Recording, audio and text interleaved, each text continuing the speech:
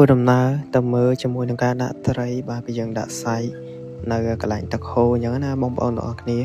បាទអញ្ចឹងធ្វើដំណើរទៅទាំងអស់គ្នាបាទដល់នេះគឺទឹកចាប់ផ្ដើមលិចបាទដកតិចហើយបាទឲ្យតែភ្លៀងច្រើនអញ្ចឹងទៅផ្លូវវាអាចយើងខូចច្រើនបាទយើងតិចទៀតហ្នឹងយើងទៅដល់កន្លែងដែលយើងត្រូវដាក់សាយឲ្យពុកម៉ែបងប្អូនបាទអញ្ចឹងមកដល់ទាំងនេះឃើញភាគតិចហើយបាទអញ្ចឹងចាំជួបជាមួយនឹងសកម្មភាពសរុបនៅក្នុងការបរិយាយរបស់ខ្ញុំតែម្ដងទៅអូខេរីករាយដូចទៅបងប្អូនបាទសួស្តីបងប្អូនទាំងអស់គ្នាថ្ងៃនេះគឺយើងមកមើលកន្លែងសំណាញ់ដាក់ត្រីទាំងអស់គ្នាបាទព្រោះថាហ្វាក់មិញត្រូវភ្លៀងធំមកវិញអញ្ចឹងណាបងប្អូនបាទអញ្ចឹងភ្លៀងធំនេះត្រីចុះបានទិញទួចដែរmàវាអត់ចុះច្រើននេះខាងក្រោយខ្ញុំបងប្អូនទឹកហូរខ្លាំងហើយយើងដាក់សំណាញ់នៅនេះពី3កន្លែងមកតែអួយទឹកទៅនេះច្រើនបើថ្ងៃអញ្ចឹងសំតែមានត្រីចុះមកហើយនេះសំណាញ់របស់យើងនេះ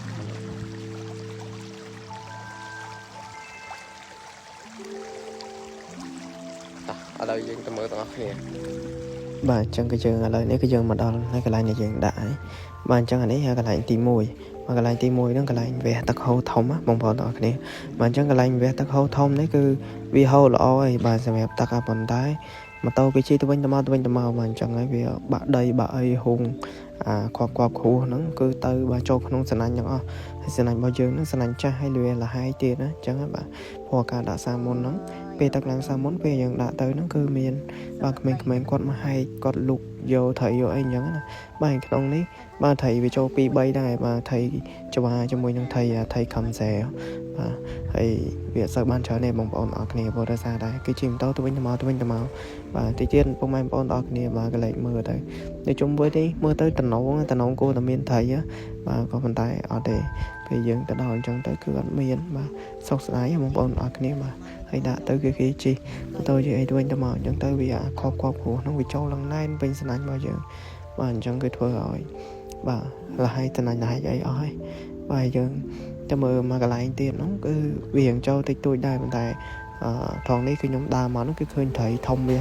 ហែឡើងតាមទឹកហ្នឹងបាទត្រីបាទជាបានមេដៃធ្វើជាងមេដៃដែរប្រហែលជាត្រីក្រានអញ្ចឹងណាបងប្អូនអរគ្នាបាទគឺទឹកហូរខ្លាំងមែនតើហូរលេចផ្លូវបាទហើយកន្លែងនេះគឺយើងដាក់មួយទៀតនេះបងប្អូនបាទតោះនេះគឺយើងដើរចូលទៅមើលទៅវារៀងមានត្រីចុះខំបានដែរព្រោះដោយសារតែបាទមេឃបើថ្ងៃអញ្ចឹងទៅត្រីបាទត្រីអីហ្នឹងវារៀងចុះរៀងអីអញ្ចឹងណាបាទហើយនៅក្នុងនេះមើលសនេះស្មានតែពស់បាទតាមពិតខ្សែទេមើលច្រឡំរៀងភ័យដែរអញ្ចឹងណាខ្លាចពស់ខ្លាចអីដល់ពេលមើលទៅនេះបងប្អូននេះត្រីអីវាចាប់ផ្ដើមចូលហើយបងបាទ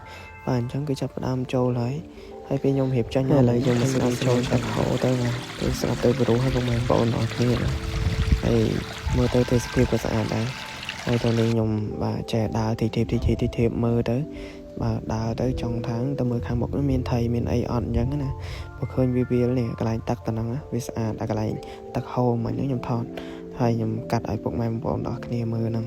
បាទហើយទីទៀតខ្ញុំថាដើរចុះទៅខាងកន្លែងខំដើមទឹកខំហ្នឹងបាទថាចង់មើលនៅហ្នឹងមានត្រីមានអីអត់ប៉ុន្តែពុកម៉ែបងប្អូនអរគ្នាហើយអត់នឹកស្មានទេបាទនៅតាមស្មៅដែលទឹកលិចហ្នឹងណាគឺថាគឺសម្បូរជាមួយនឹងសត្វអសេរពឹសច្រើនណាពុកម៉ែបងប្អូនបាទអញ្ចឹងហើយបាទអ្នកដែលដើរយប់អីឬក៏ពេលខែទឹកឡើងបាទបងប្អូនមានទឹកលិចទឹកអីចូលទីអញ្ចឹងមកប្រយ័ត្នប្រយែងមែនតើបាទព្រោះយើងភ្លេចខ្លួនយើងឲ្យបានមើលបាទជួនកាល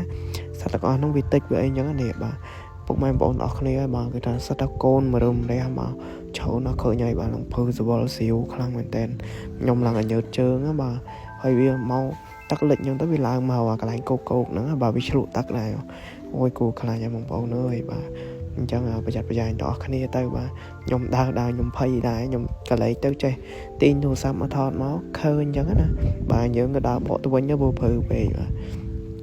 ដើរមកកន្លែងនេះបាទកន្លែងស្នាញ់របស់យើងវិញបាទហើយថាំងអត់ចង់អស់ចិត្តទេណាចង់លើកមើលលើកអីមិនសារទៀតណាប៉ុន្តែខ្ជិលណាព្រោះដោយសារតែបាទថៃវាចូលតិចដែរបាទយើងចេះដើរកលឹងមើលអញ្ចឹងណាបាទហើយវីដេអូហ្នឹងមានតែប៉ុណ្្នឹងឯងបងប្អូនបាទជួបគ្នានៅវីដេអូក្រោយអរគុណសម្រាប់ការទស្សនាវីដេអូនេះបាយបាយ